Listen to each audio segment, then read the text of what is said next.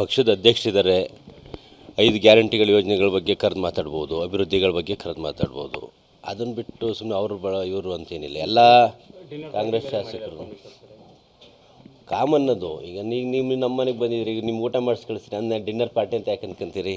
ವಿಶ್ವಾಸದ ಕೂಟ ಅನ್ಕೊಳ್ರಿ. ಭಾಳಷ್ಟು ಚರ್ಚೆ ಆಗಿದೆ ಸರ್ ಡಿನ್ನರ್ ಕೂಟದಲ್ಲಿ ಅನ್ನೋಂಥ ಸರ್. ಅವರು ವೈಯಕ್ತಿಕ ಚರ್ಚೆಗಳು ಮಾಡ್ಕೊಳ್ತಾರೆ. ಅವನೊಂದು ಸಮುದಾಯದವ್ರು ಸೇರ್ತಾರೆ. ಮೊನ್ನೆ ವೀರಶೈನಿಕ ಸಮುದಾಯದವರು ಸೇರಿದ್ರು. ನಾನು ಇರಲಿಲ್ಲ, ಅವತ್ತು ಹೋಗಿರಲಿಲ್ಲ. ಹಂಗೆ ಅವರ ಸಮುದಾಯದಲ್ಲಿ ಏನಾದ್ರು ಬೇಡಿಕೆಗಳನ್ನ ಮುಖ್ಯಮಂತ್ರಿಗಳು ಕೇಳೋದು ಇರ್ಬೋದು, ಸಮುದಾಯಗಳ ಬಗ್ಗೆ ಚರ್ಚೆಗಳು ನಡೀತಾ ಇರ್ತದೆ. ಅದಕ್ಕೆಲ್ಲ ನಾವು ರೆಕ್ಕೆ ಪುಕ್ಕ ಕಟ್ಟೋದು ಬೇಡ. ಸರ್, ಈಗ ಇನ್ನೊಂದು ಅನುದಾನ ಕೆಲವರಿಗೆ ಕೊಡ್ತಾ ಇದ್ದಾರೆ, TKC ಫಾಲೋವರ್ಸ್ಗೆ ಕಡಿಮೆ ಮಾಡ್ತಾ ಇದ್ದಾರೆ. ಒಂದೊಂದು ಇವ್ರ ಮನೆ ಅವ್ರು ಹೋದರೆ ಅವ್ರ ಬೇಜಾರು ಇವ್ರ ಬೇಜಾರು ಅಂತ ನೋಡಿ. ಆ ಥರ ಯಾವುದೇ ವ್ಯವಸ್ಥೆಗಳಿಲ್ಲ. ಅನುದಾನ ಯಾರಿಗೆ ಕೊಟ್ಟರು ಒಂದೇ ಆರ್ಡ್ರಲ್ಲೇ ಕೊಡ್ತಾ ಇದ್ದಾರೆ. ನಿನ್ನೆ ಯಾವುದೋ ಒಂದು SCPTSPಲಿ 1 ಕೋಟಿ ರೂಪಾಯಿ ಅನುದಾನ ಹಂಚಿಕೆ ಮಾಡಿದ್ದಾರೆ ಪ್ರತಿ ಕಾನ್ಸ್ಟಿಟ್ಯೂನ್ಸಿಗೆ. ಅದರಲ್ಲಿ ಎಲ್ಲ ಕಾನ್ಸ್ಟಿಟ್ಯೂನ್ಸಿ ಹೆಸರಿದೆ. ಆ ಥರ ತಾರತಮ್ಯ ಯಾವುದೂ ಇಲ್ಲ, ತಾರತಮ್ಯ ಮಾಡೋದೂ ಇಲ್ಲ. ಯಾಕಂದರೆ ಎಲ್ಲರೂ ಒಂದೇ. ಅದೇ ನಿಗಮ ಏನು ನಮ್ಮಲ್ಲಿ ಒಂದು ವಿರೋಧ ಪಕ್ಷರು ಏನಾಗ್ಬಿಟ್ಟಿದೆ, ಈ BJP ಅವ್ರಿಗೆ ಬರೀ ರಾಜಕಾರಣನೇ.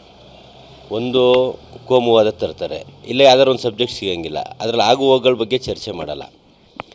ಆ UBJNLಗೆ ಮರ್ಜ್ ಮಾಡೋದಕ್ಕೆ ಒಂದಿಷ್ಟು ಭಾಗನ ಏನಾಗ್ತಿದೆ, ನಮ್ಮಲ್ಲಿ ಓವರ್ಲ್ಯಾಪ್ ಆಗ್ತಾಯಿದೆ. ಕೆಲವು ಅನುದಾನಗಳು UBJNL ಕೊಡ್ತಾರೆ, KNNL ಕೊಡ್ತಾರೆ. ಅವನು ಸ್ವಲ್ಪ ವಿಂಗಡಣೆ ಮಾಡಿ UBJNL ವ್ಯಾಪ್ತಿ ಕಡಿಮೆ ಇದೆ, ಅನುದಾನ ಜಾಸ್ತಿ ಕೊಡ್ತಾರೆ. ಆ ಅನುದಾನದಲ್ಲಿ ಅನುಕೂಲ ಆಗಲಿ ಅಂಥೇಳಿ ನಮ್ಮಲ್ಲಿ ಒಂದಿಷ್ಟು ಭಾಗ, 1-2 ಡಿಸ್ಟಿಕ್ನಷ್ಟು ಭಾಗನ UBJNL ಸೇರಿಸಿದ್ರೆ ಅಲ್ಲಿ ಅನುದಾನ ಕೊಡೋಕ್ಕೆ ಅನುಕೂಲ ಆಗ್ತದೆ ಅನ್ನೋ ಒಂದು ನಿಟ್ಟಿನಲ್ಲಿ ಸರ್ಕಾರ ಒಂದು ಉತ್ತಮವಾದಂಥ ಕ್ರಮವನ್ನು ಮೊನ್ನೆ ಸಂಪನ್ಮೂಲ ಸಚಿವರು ತಗೊಂತಿದ್ದಾರೆ. ಜಲಸಂಪನ್ಮೂಲ ಸಚಿವರು ತಗೋಬೇಕು ಅಂಥೇಳಿ ನಾವುಗಳೇನು ಮನವಿ ಕೊಡೋಕ್ಕೆ ಹೋದಾಗ ಬಿಡಿಸಿ ಹೇಳಿದರೆ ನಮಗೆ ಆ್ಯಕ್ಚುಲಿ ಅದು ಸರಿ ಇದೆ. ಆದರೆ ಈ ವಿರೋಧ ಪಕ್ಷ ರಾಜಕೀಯ ಮಾಡೋ ಅನ್ಸಿದ್ವಿ, ನಾವು ರಾಜಕೀಯ ಮಾಡೋಕ್ಕಾಗ್ತದೆ. ಅದಕ್ಕೆ ನಾವು ಮನವಿ ಮಾಡಿದ್ದೀವಿ, ಪ್ರತಿ ಏನು ನೀವು ವ್ಯಾಪ್ತಿ ಸೇರಿಸ್ಬೇಕು ಅಂದ್ಕೊಂಡಿದ್ದೀರಲ್ಲ, ಆ ವ್ಯಾಪ್ತಿಲಿ ಬರತಕ್ಕಂಥ ಮಾಜಿ ಶಾಸಕರು, ಹಾಲಿ ಶಾಸಕರು, ಎಲ್ಲ ಪಾರ್ಟಿ ಶಾಸಕರನ್ನ ಕರೆಸಿ ಆ ಒಂದು ತೀರ್ಮಾನ ತಗೊಳ್ಳಿ. ಆ ತೀರ್ಮಾನ ತಗೊಂಡು ಅದನ್ನು ಮಾಡೋದಾದರೆ ಉತ್ತಮವಾಗಿತ್ತು ಅಂತ ಎಲ್ಲರೂ ಒಪ್ಕೊಂಡ್ರೆ ಮಾಡಿ, ಎಲ್ಲರೂ ಬೇಡ ಅಂದರೆ ಬಿಡಿ, ನೀವು ಯಾಕಷ್ಟು ಇದು ಮಾಡ್ಕೊತೀರಿ ಅಂತ ಮನವಿ ಮಾಡಿದ್ವಿ. ಅದಕ್ಕೆ ಪೂರಕವಾಗಿ ಹೇಳಿದ್ದಾರೆ. ಆಯಿತು, ಏನಾಯಿತು? ಪಟ್ಟು ಹಿಡಿದ್ರು, ಏನಾಗಿದೆ? ಭ್ರಷ್ಟಾಚಾರ ಆಗಿದೆ ಅಲ್ಲ. ಈಗ ನೋಡಿ, ಸುಮ್ಮನೆ ಗಾಳೀಲಿ ಗುಂಡು ಹೊಡಿಬಾರ್ದು. RB ತಿಮ್ಮಪ್ಪರು ಲಂಚ ತಗೊಂಡಿದ್ದಾರೆ, ಇನ್ನೊಬ್ಬರು ಲಂಚ ತಗೊಂಡಿದ್ದಾರೆ ಅನ್ನೋದಾದರೆ ಅವ್ರ ಸದನ ಇತ್ತು, 1-2 ವಾರದವರೆಗೂ ಸದನ ನಡೀತು. ಸದನದಲ್ಲಿ ಡಾಕ್ಯುಮೆಂಟ್ ಸಮೇತ ಬಂದು ಚರ್ಚೆ ಮಾಡಬೇಕಿತ್ತು. ಎಲ್ಲಿ ಚರ್ಚೆ ಮಾಡಿದ್ರು? ಕೊನೆಯ ದಿನ, ಇನ್ನೇ ಸದನ ಮುಗಿಯೋ ದಿನ ಹೋಗಿ ಹೋರಾಟಕ್ಕೆ ಇಳಿದ್ರು.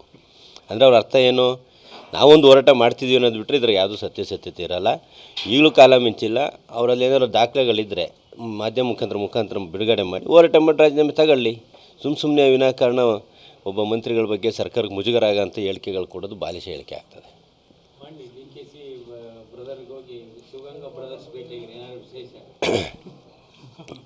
ಕಾಮನ್ನದು. ಈಗ ನಾನು ರಾಜಕಾರಣಿ, ನಾನು ಹೋಗ್ತಾನೆ ಇರ್ತೀನಿ. ನಮ್ಮ ಅಣ್ಣನೂ ಏನೋ ಕೆಲಸದ ಮೇಲೆ ಬೆಂಗಳೂರಿಗೆ ಬಂದಿದ್ದ. ಆಮೇಲೆ ಮೊನ್ನೆ ಶಿವಮೊಗ್ಗಕ್ಕೂ ಬಂದಿದ್ದರು DK ಸಾಹೇಬ್ರು, ಅವಾಗಲೂ ಬಂದಿದ್ದ. ಆ ಸಂದರ್ಭದಲ್ಲಿ ಕಾಮನ್ನಾಗಿ ಬ್ರದರ್ಸ್ ಅಂದ್ಬಿಟ್ಟು ಜೊತೆ ಹೋಗಲೇಬೇಕಲ್ಲ, ಹೋಗಿದ್ದೀವಿ ಅಷ್ಟೇ. ಟಿಕೆಟ್ ವಿಚಾರಕ್ಕೆ ನಾನು ಮುಂಚೆಯಿಂದ ಹೇಳಿದ್ದೀನಿ, ಮೊದಲನೇ ಆದ್ಯತೆ ಅವ್ರ ಕುಟುಂಬಕ್ಕೆ ಕೊಡಲಿ. ಅಕಸ್ಮಾತ್ ಅಲ್ಲೂ ಬೇಡ, ಒಂದು ಅಲ್ಪಸಂಖ್ಯಾತರು ಜಿಲ್ಲೆಗೆ ಕೊಡಬೇಕು ಅನ್ನೋದೇನಾರು ಇತ್ತು ತೀರ್ಮಾನ ಅಂದರೆ ಅಲ್ಪಸಂಖ್ಯಾತರಿಗೂ ಕೊಡಲಿ. ಅವರು ಬೇಡ, ಇವರು ಬೇಡ, ಇನ್ನೂ ಗೆಲ್ಲ ಅಭ್ಯರ್ಥಿ ಬೇಕು, ನಮಗೆ ಹೊಸ ಮುಖ ಬೇಕು ಅಂದರೆ ನಾವು ಒಬ್ಬರು ನಮ್ಮ ಬ್ರದರ್ನ ಆಕಾಂಕ್ಷಿಯಾಗಿ ಹೇಳಿದ್ದೀನಿ. ಆದ್ಯತೆಗಳಿದೆ. ನಾವೇನು ಎಲ್ಲದೂ ನಮ್ಮ ಮನೆಗೆ ಬೇಕು ಅನ್ನೋ ಆಸೆ ಇಲ್ಲ ನನಗೆ.